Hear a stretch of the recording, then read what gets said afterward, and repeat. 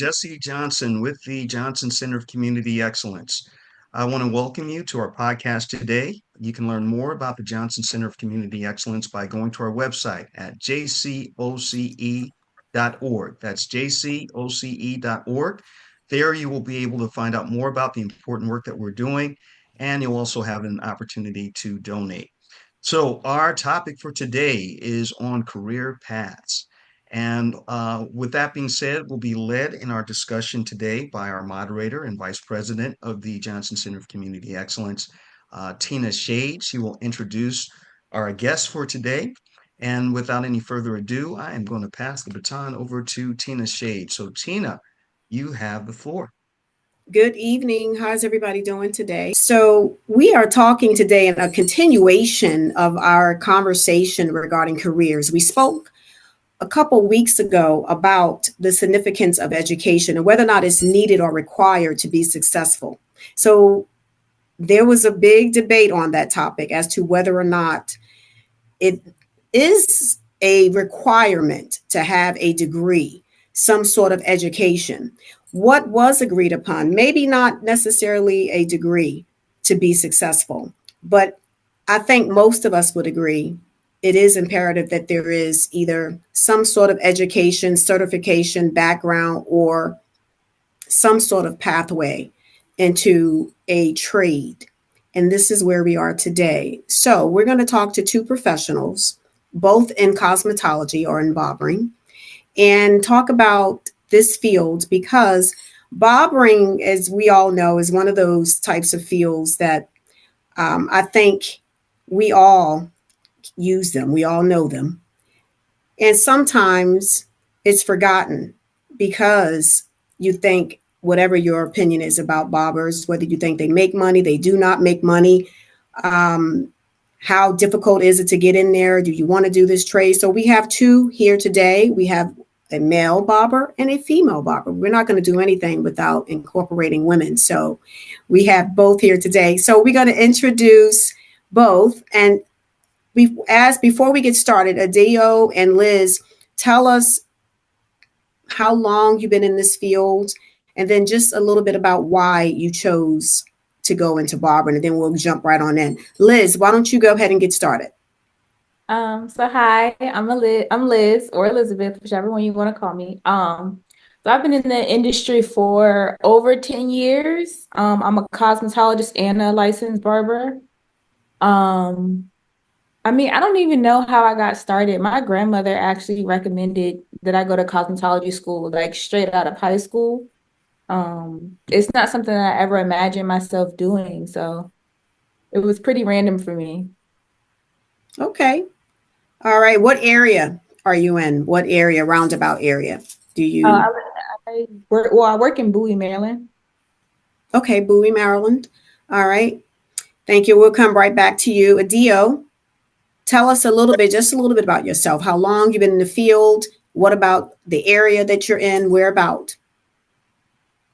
And why Hello. Hello.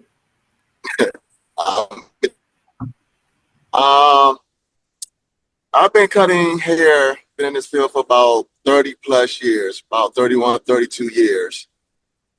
I chose this profession because I didn't want to work for nobody else. I knew I wanted my own business. I didn't know exactly what type of business that was going to be. But once I figured it out, my sister's ex-husband now, he was a barber. His father was a barber, owned a shop that used to cut my hair. And I just, sat back, observed, and watched while they dated. And see that, okay, they pretty, doing pretty well for themselves. It was something, I think, getting to this field is just not something to get to this field like, let me just try it out, see what this is. You gotta have a passion and a love for this type of field in order to keep getting up and doing it every day. Just like you gotta have a love, to teach for kids or whatever, you gotta have the patience. So I worked also in Bowie with Liz, same shop. And what I love about it is I get to make people look good. You know, this is one of the oldest professions in the world next to prostitution. So this is true. And this is a profession that will always be in demand. So you also got to think about when you're getting into a field, whether you're going to school, military, or trade, you got to think what is always going to be in demand. Even when times get a little bit hard, things slow down, the economy could be up or down. This is a field. Sooner or later, people gonna need to get cuts sooner or later. So I love it that I'm my own boss. I can pick up my clippers and go anywhere and cut hair in the world. So besides making people look good, I help people get jobs. And to help people, you know, when they go to court, like, this is what you need to do. Because we're not just barbers. We also, like, you know, pillars in the community where people come to get your local information, what's going on in the community, and, you know, bounce ideas and information and wisdom off of each other. Right. It's a place to learn as well if you choose to. Yep. I like what you said about and great response, by the way, both of you. I like what you said, though, Adio, about having, well, number one, making people look good, because, you know, whether we, you know, like it or not, we do. I mean, as far as men, anyway, some women too go to barbers, but cosmetology overall, hairstylists, whichever, they are here to make us look good. And Yes. you bring up a good point, being your own boss, but not always, right? Is there cases, because if you don't own the shop, I know there's other things that you can do. In some regard, you are independent, can be independent of yourself, but you still have people that you have to answer to because you have the customer, right? So you, in some Yeah. ways, but to your point, technically you would be your own boss. Correct.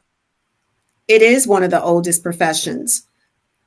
Far as success and money, because this is why people oftentimes, other than loving the field and enjoying what you do, a lot of people, which is why our parents said to us, you know, get your education, go to school, you know, do this because of the higher pay. Barbers on average, this is in the United States, barbers on average, now obviously some can go up, some can go down, make a little over 35,000, some. Now that can change. I mean, the low 17, some high up to 86. That's some research that I did. As it relates to just barbering, and as you mentioned, cutting hair, what would you say as far as education? What would you say as far as this career? Was it worth it? Obviously, you've been doing it a very long time. What did the education look like, and was it worth it for you? It's worth it for me in aspect as, okay, yes, I'm my own boss. I set my own hours, and you get out of it what you put in. So to make money every day is a plus.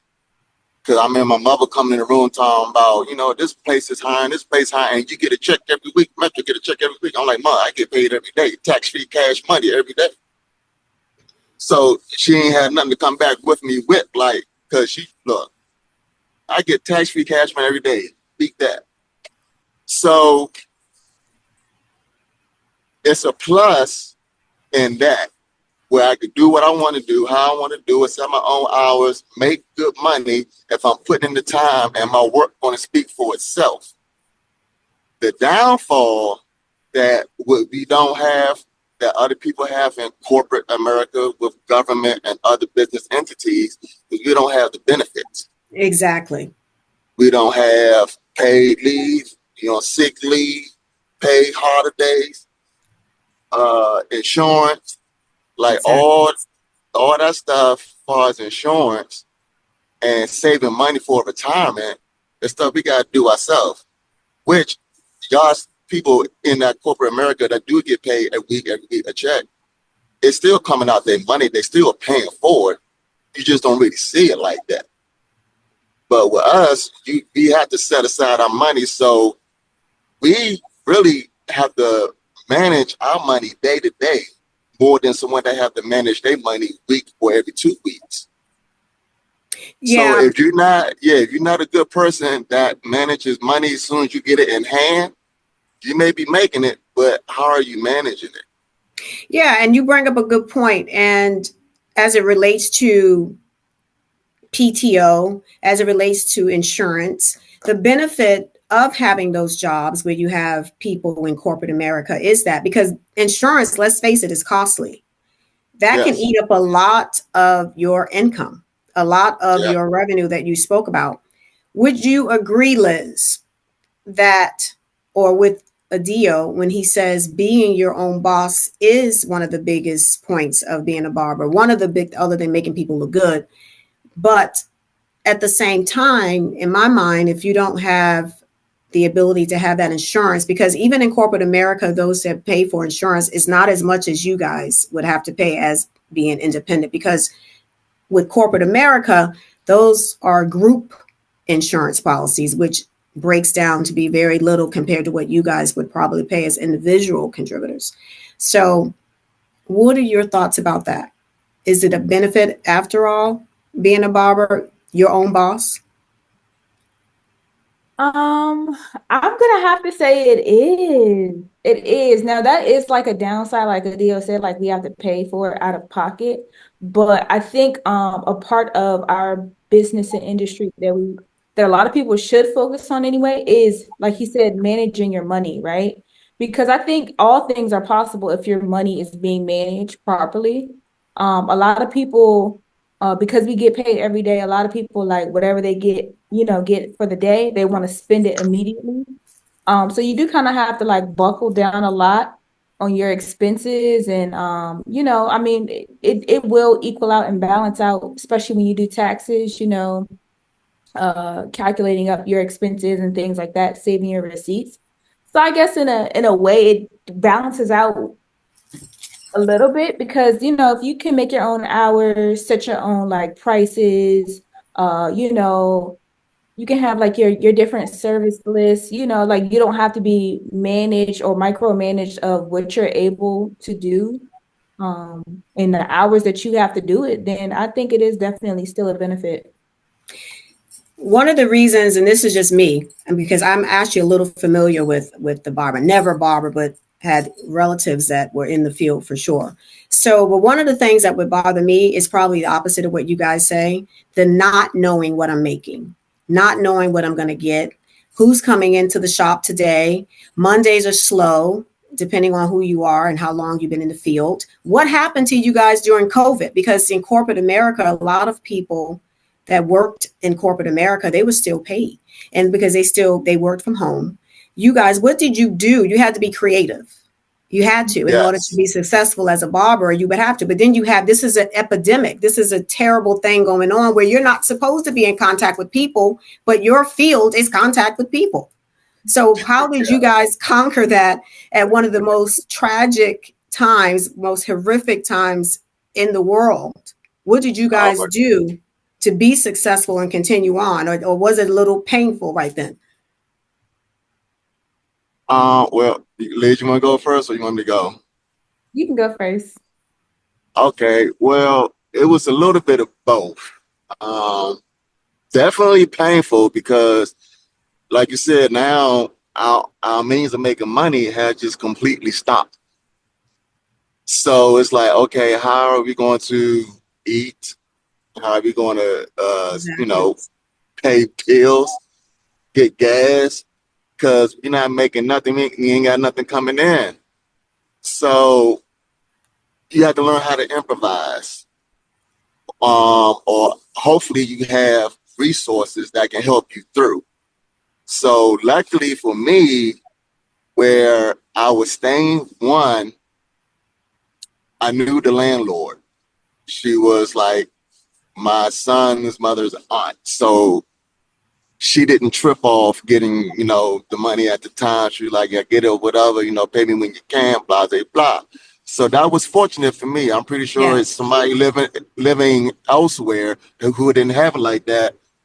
I don't know. hope they made it through. But that was real fortunate for me.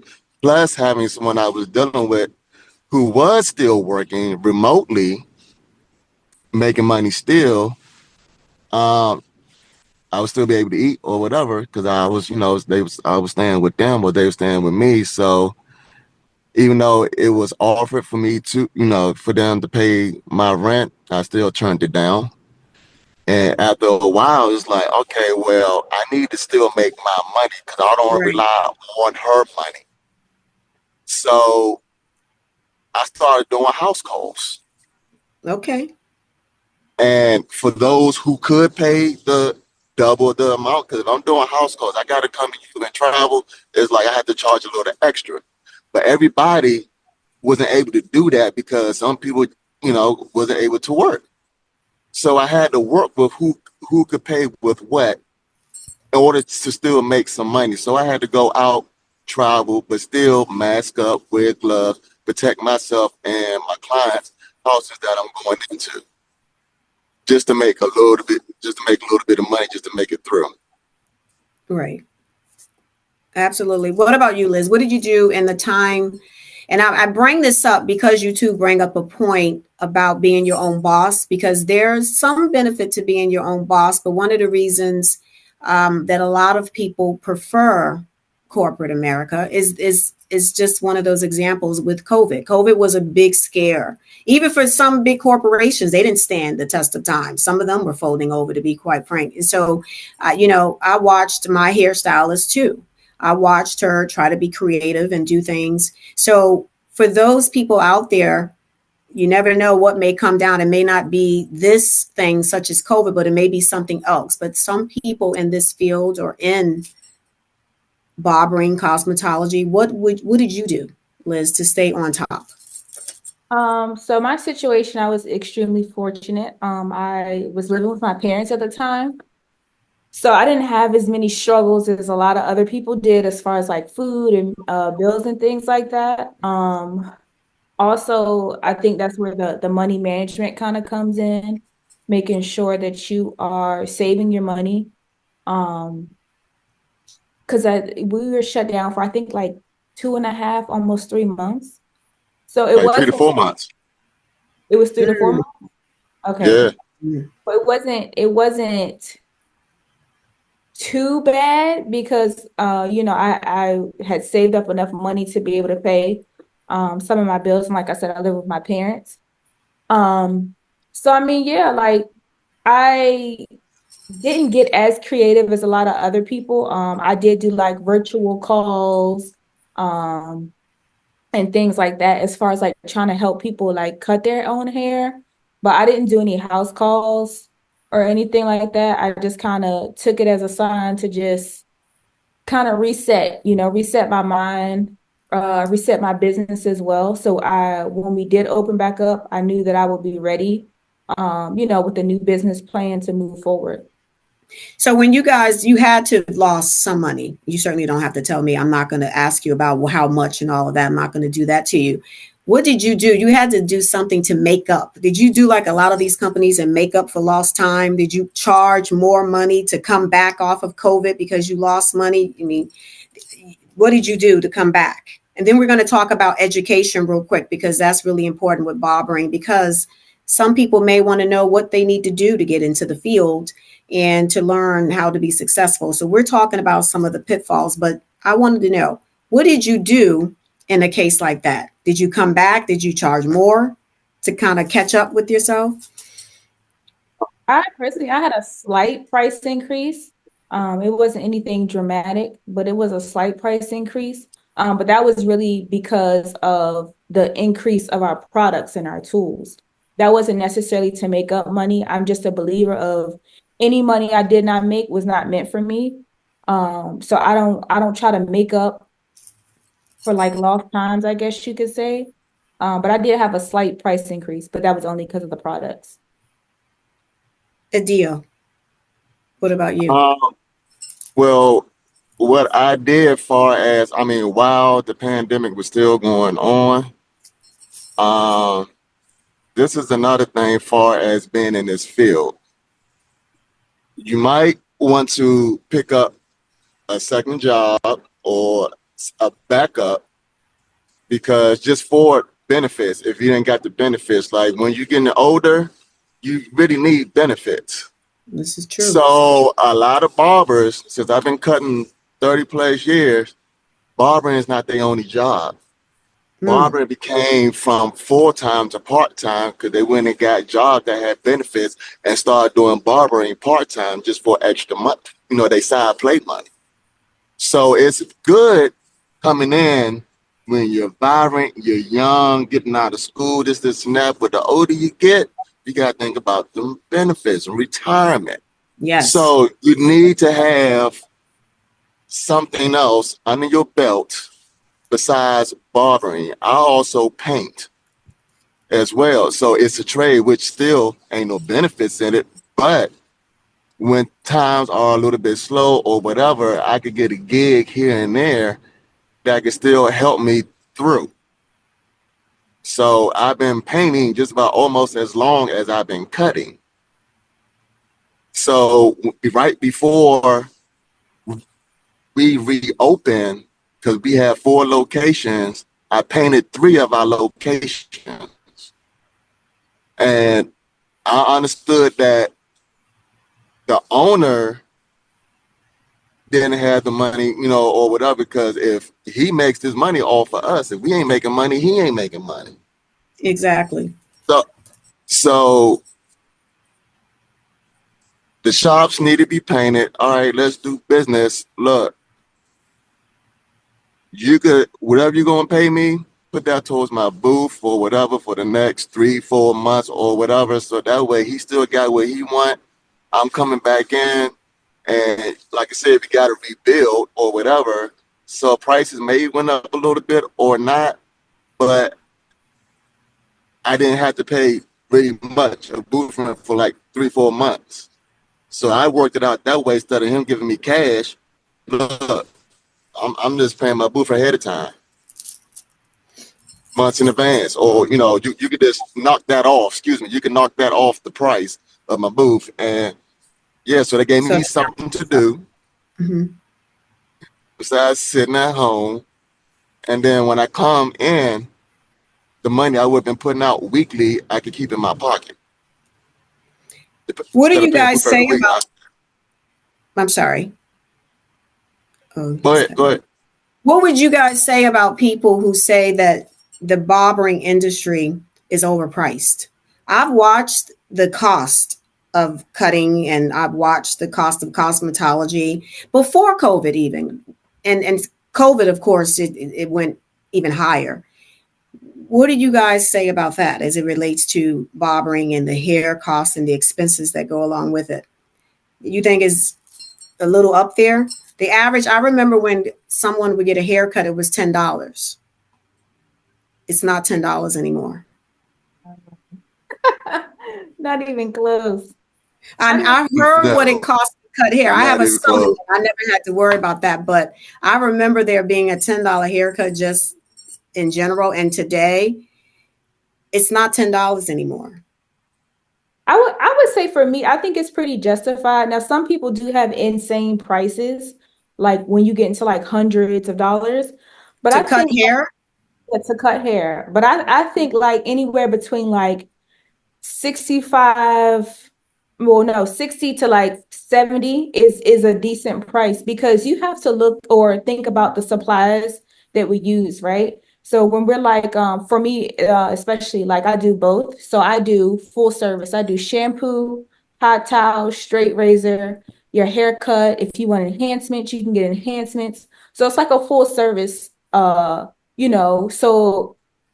I think, back then when haircuts were $10, $15, people were only getting one level all over, shape up, you're out the door.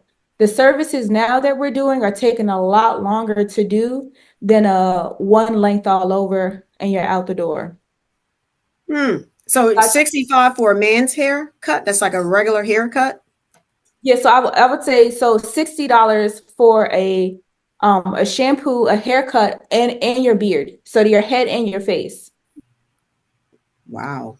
Straight razor, hot towel. it's like a full service. So I think the barbering industry has honestly kind of transitioned from just a haircut to a full grooming service, a full like a man's spa, right? To where you Mimicking women's hairstyle, comfort, correct. relax, At hair salons, pampering. you get the champagne, you get the music, the girl talk, you leave out, you love your hair. So I think the barbering industry has just taken that whole perspective of pampering yourself as well.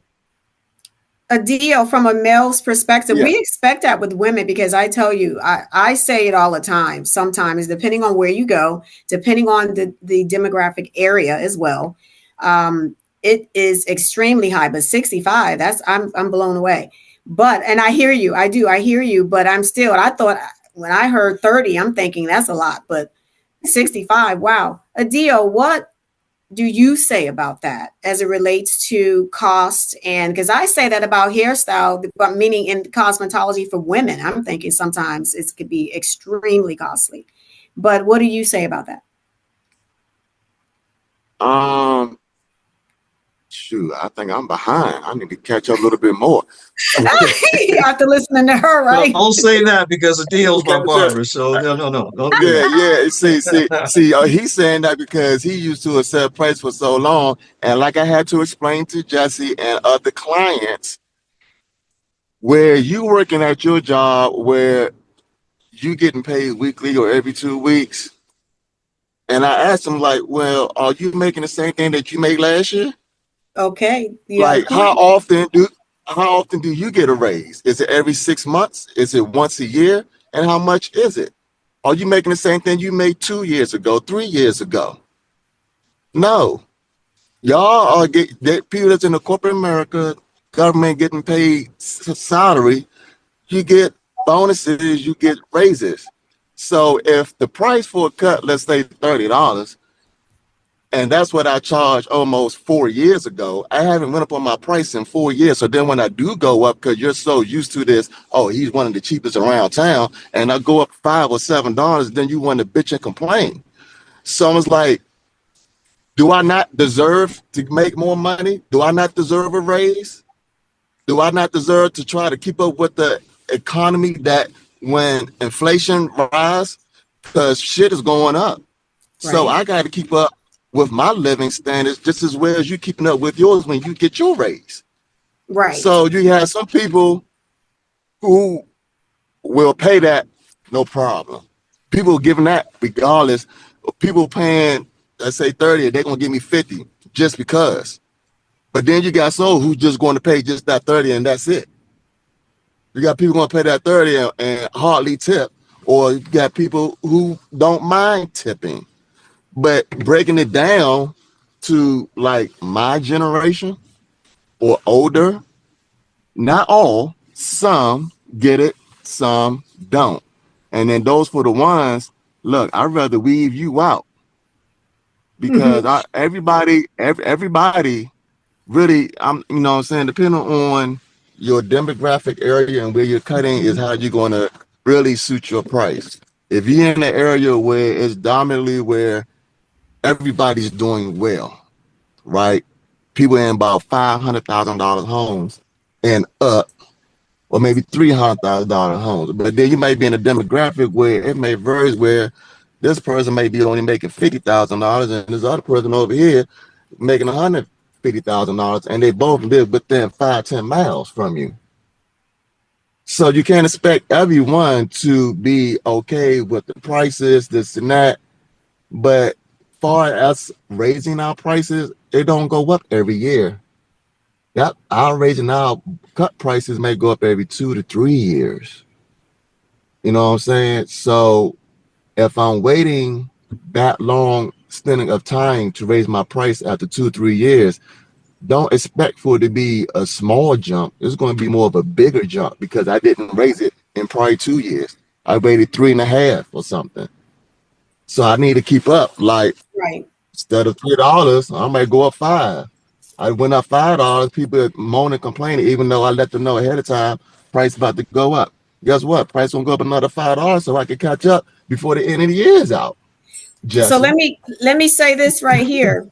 You said something in corporate America, not everyone, but there's a lot of people that do get bonuses to support in their, bonus though, a lot of times is based on performance.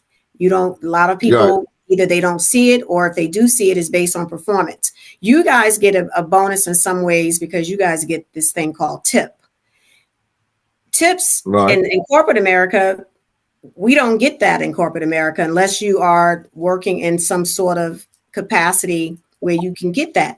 What is your thought process? And I'm not going to stay on this long because I don't want to run out of time. But when you mention tip and you mention bonus, is your expectation that people should give you a tip?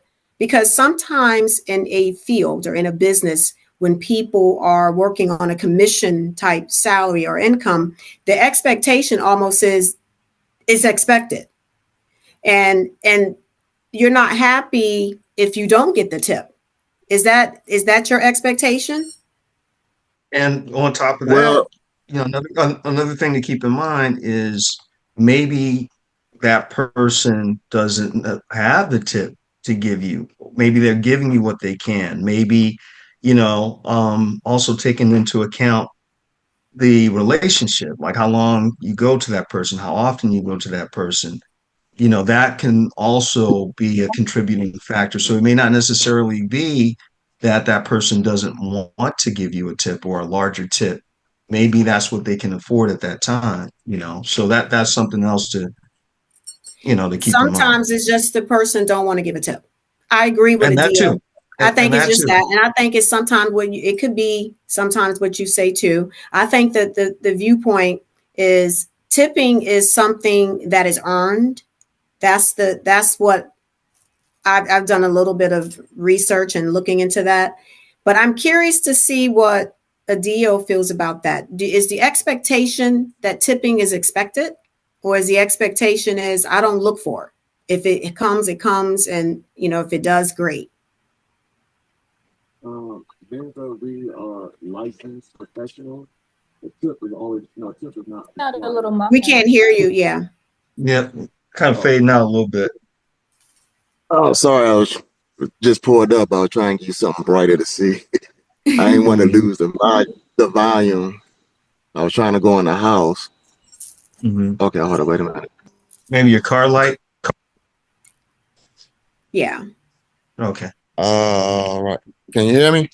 Yep, we Yes. can. Can you hear me? Freezing up. We We can can. hear Yep. you. Hmm. Why don't you go to Elizabeth? Let's let Wait Adia a minute. in the Yeah. house and get Yeah. situated. Ask her the same question.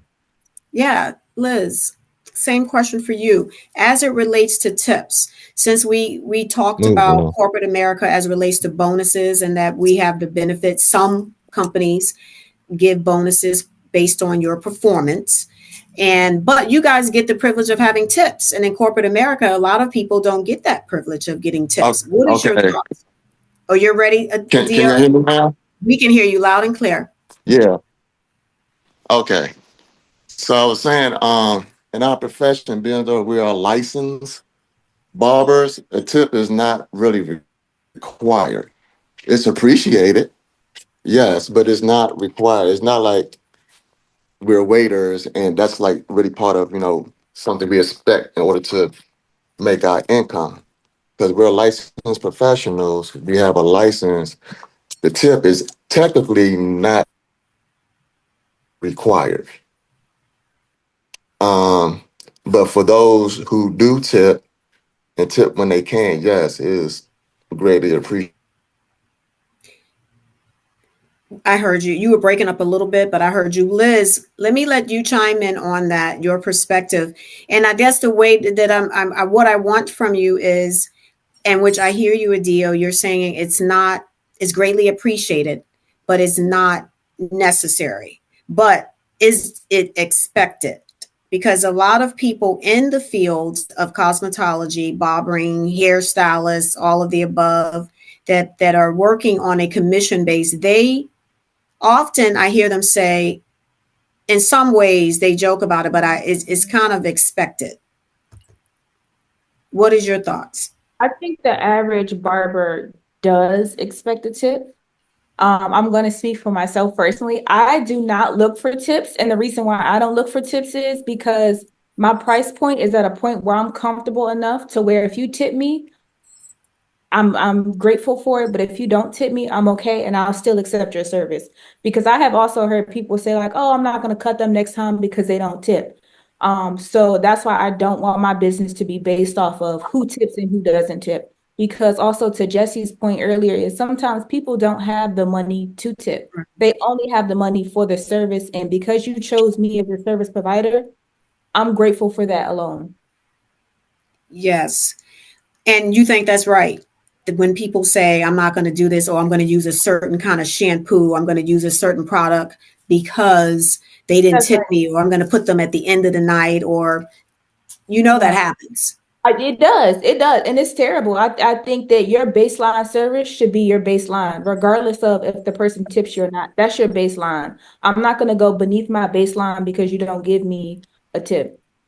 That's why I set my prices to what I feel like, my service is, the amount my service should be. And then everything else is totally up to you. If you don't, cool. If you do, thank you. I appreciate you. But either way, I'll see you in 2 weeks. Right, right, right, We hope. right. I certainly, we appreciate you guys. We're running out of time. I wanted to just ask one thing for the audience, people who, youngsters that are interested in the field. College isn't for everyone. It is the military, for goodness sake, is not for everyone. Certain fields are not for everyone. What um background, how easy is it to get into the barbering field for those people that are young, that are thinking about entering into this profession and being their own boss, like Adio said? Well, I think it's very easy to get into it. You just got to have a passion for it. You got to have some type of passion and love to cut hair, to do this. Because some people think it's probably easy. I didn't heard that statement. It's like, oh, y'all don't do nothing. All you doing is staying there doing this all day, standing on your feet. So like, well, let me see you do it and see how easy it is. So for some people are in it like because they see, oh, they making this, they making that, and they try it out just for the money, and they ain't got no passion, no desire, no love, and they really don't care what type of product they send out. You know what I'm saying? Like they ain't really caring about their work, making sure it's top notch. When I didn't seen that, so I had to set some barbers aside. Like, look, your work just don't represent you; it represents this whole shop. Exactly. My work represents this whole shop, not just me. So I need you to step your game up, get your fade together. I need you to do this. I need you to do this. If you need some help, I will help you. This and that. I ain't got no problem helping, teaching, instructing. That's what I do. So yeah, you got to have a love for it. If you really want to learn it, you'll do it. You'll take the time and you'll actually do it. It was easier for me to teach someone that knows how to draw. They'll pick it up quicker than someone who don't know how to draw. Here's a personal question too. Would men draw more to Liz because she's a woman than they would you, Adio, as a guy? Do you find, or they're going to go to who they think either gives the best price or Nah, It's a iffy with that because this has been for the longest a pretty much dominated dominated? man's industry. You have females that are just now coming into it a little bit more. It was some back in the day. I didn't cut hair with a couple of females, vicious, tight. But the man is like, if a woman go into a salon getting her hair done and see a dude there that's not gay, he's like, I don't know if I should trust that dude with my hair. Like, do you really know how to do hair? And it's the same thing with a man. It's like, did she really know how to cut hair? Until you see her work. And once you see her work, it's like, oh, okay, then so. Some men is like, oh, yeah, I'm going to go to her. And then you get a women's touch, women rubbing on your head, feeling on your head. So it's starting to be where men getting a little bit more comfortable with females cutting their hair versus when I started cutting. And, they kind of sometime, you don't really see that much women out here cutting hair. And to Exactly. trust a woman to cut your hair is like, I don't know, I gotta see what you're doing first. You agree with him, Liz, on that? You think this is, we Absolutely. obviously know that it's a dominated male field. We know that. It's been that way historically. But as you being a woman, which we don't see many women barbers, what is your thought? Do you agree with him that you do okay or that it's still touchy with women in the barbering field? I think it's when I first started cutting hair, it was a lot harder for me, where I had to kind of get myself in check, and not take things so personally. And I think maybe that's why it's just like, I guess it's still a thing, but it doesn't really faze me as much because I've built tougher skin to just kind of ignore the people who don't want to be serviced by me because I'm a female, and just focus on the people who don't mind me being a female as long as I get the same results as everybody else in the shop. But I have to say this: it's like any field that you go into. A nurse, when there's a male nurse that walks in the room, nurses are usually dominated by women, that field. So when you see a male, it's kind of like, eh. So it's the same thing. Men may think they can do it better because they are a man. Is that right? Do you think that, do men cut their own hair better than women because they are men? They know it better than anybody. Is that true? Or is it women? Mm-mm. Are we That ain't coming true. in there and we're jumping on in? Nah, that's not true at all. No, I You mean, at don't think least that's not for true? me. Okay. At least not for me, no. Because like I said, in today's time, you got more female barbers out here than would be had before. So, nah, I don't think You so. disagree. You think it's a skill set. And if you have the skill, you got the skill. If you don't, you don't. Yeah, yeah, yeah. Because right now, what's different is you have social media, you have booking apps, which we didn't have before. So you being your own independent barber or whatever, you could put your work out there on social media and booking app and pictures for people to see your work. Versus before we had all of that and you a female barber and people come to the shop, that's where you're gonna run to the problem because we don't know what you're doing. We don't know if you could cut them. That's first time seeing you, like, oh, especially if you're new to the shop. But now it's easier for the female barber and anyone else because people looking online and they have their profile, their portfolios of their work. And people are looking at not just portfolios, but reviews and all. So I think it's a little bit easier because they have that platform where people who are looking can see what they're going to get if they pick this person.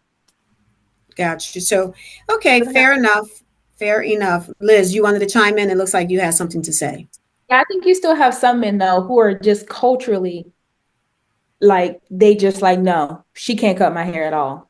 There's still a lot of men like that, I have to believe it. like, I oh, have to believe it you're good, but no, you can't cut my hair. because it's a male dominated field typically. And Yeah. they don't think you know what you're doing. I don't know. I think it's just a culture thing. It's a culture thing for Meaning sure. in the African American community, or is that what you're referring to? Or any African, barbering, white? yeah. Just I believe that. I do think, I believe that. I think it's a dominated male field. I think there's a bias a little bit about men thinking that they can do it better. And men, and on the other end, thinking that men would do a better job than a woman because it's usually a dominated field in that area. It's the same difference, and I think in cosmetology, when you have women are more capable of doing women's hair than some men. So I agree. We'll close it out with Liz saying, what did you do to get into the field? What education, what background did you do, or what did you have to do to get in? For those women who are looking to get into the field, um, was it difficult for you, and what did you have to do? I would say it wasn't difficult. I went to cosmetology school first.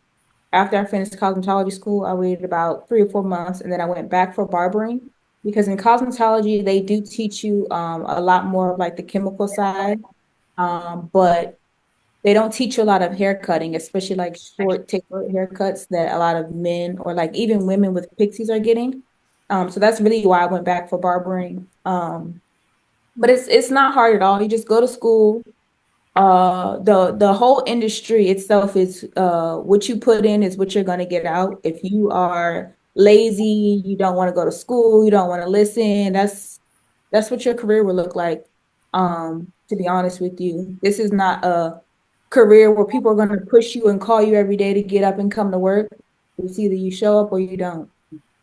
Right, So you really I have to can be agree with that. Your success is your own. right, absolute. And you can't, there's nobody else you can blame if you're not successful. There's nobody right, else.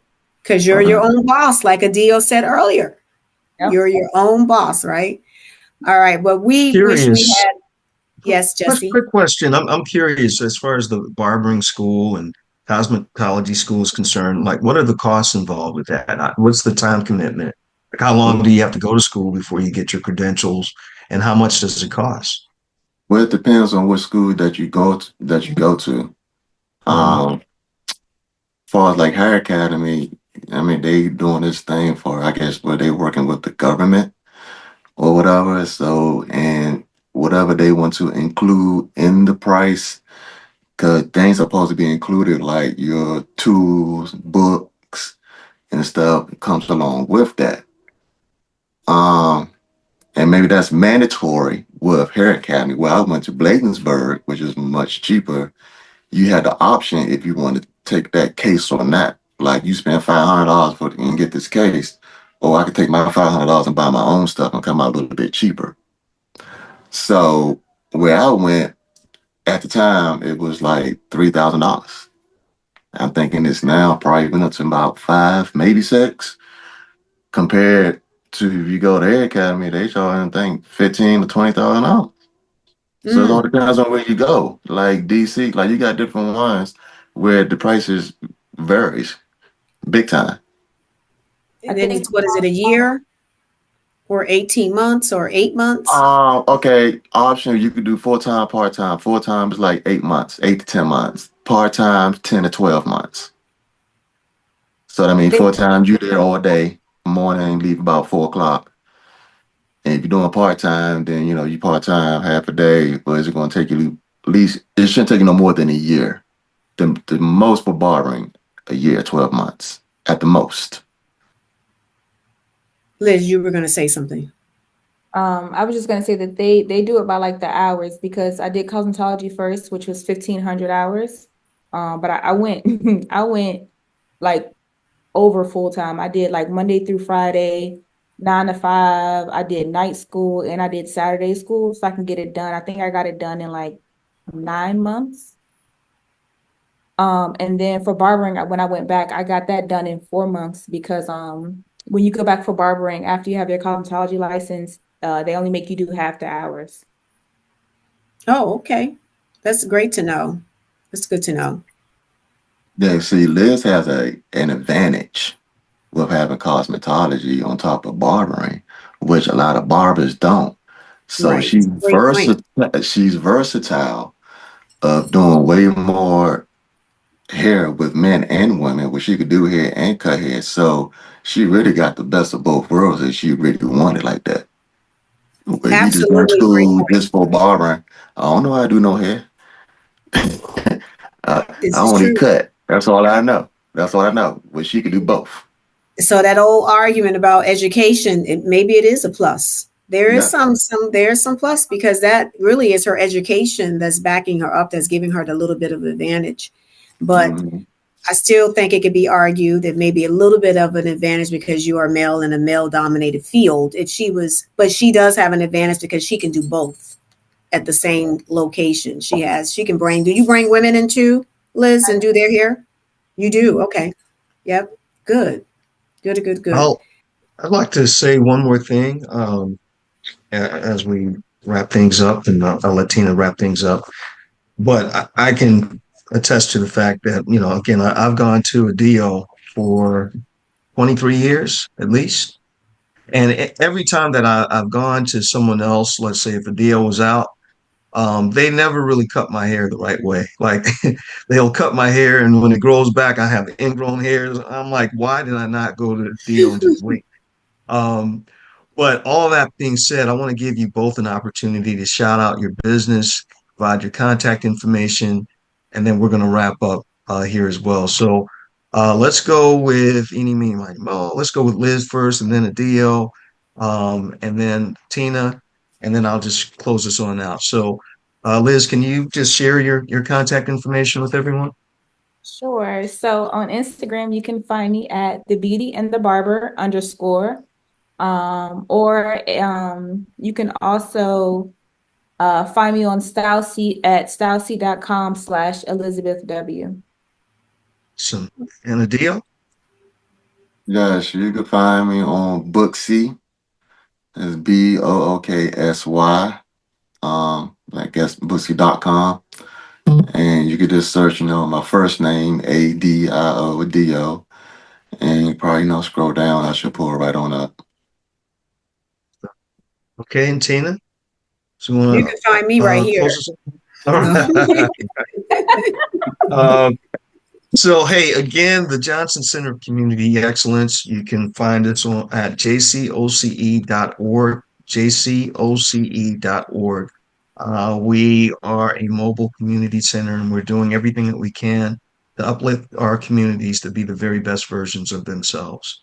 which That being said, includes which includes bringing two wonderful barbers who work very hard every day in a very demanding field, obviously, and we greatly appreciate them telling their background, a little bit about what they had to do, even in hardship with this such a tragic, horrific occasion as COVID, and what they had to do and what they went through and how they were, pretty much creative in overcoming such a tragic event. So we thank you for opening up and sharing this field. This will be very helpful for a lot of young people that are thinking about it and want to be their own boss. There are some ups and downs. There's some great points to it. So you guys gave some really good stuff to some people that may be looking forward to it. absolutely.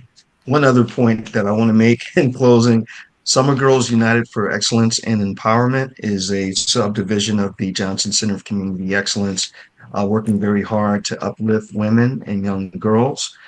You can learn more about our organization again by going to our website. Hey, thank you, everyone. We appreciate your time and have a great Thank evening. you. All right. Thank Thank you. you. Enjoy. Bye All bye. right.